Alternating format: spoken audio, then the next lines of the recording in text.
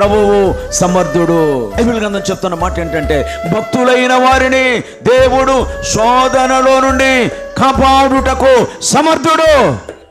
భక్తి చేస్తూ దేవుని కొరకు జీవిస్తూ ఆయన వెంట వెళ్ళుచున్న తన ప్రజలను కాపాడగలిగిన దేవుడు ఆయన సమర్థతను మనం ఏం చేస్తున్నామంటే, మనం అసమర్థులమై ఉండి ఆ దేవుణ్ణి అసమర్థులని చెప్తున్నాం. మనం భక్తి లేనివాడిగా బ్రతుకుతూ భక్తిహీనమైన కార్యాలు చేస్తూ భక్తి కలిగిన వారిని హేళన చేస్తున్న భక్తిహీనుడు.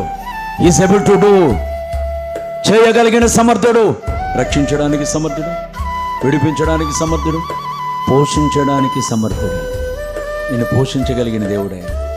మంచి గోధుమల పంటతోనట తన మీద ఆధారపడిన తన పిల్లలను పోషించిన దేవుడు ఆయన.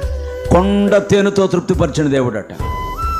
అడవిలో సింహపు పిల్లలైన లేమిగా ఉండడానికి ఇష్టపడ్డాడు కానీ దేవుడు తన పిల్లలైన వారు పస్తులు ఉండడానికి దేవుడు ఇష్టపడలేదట.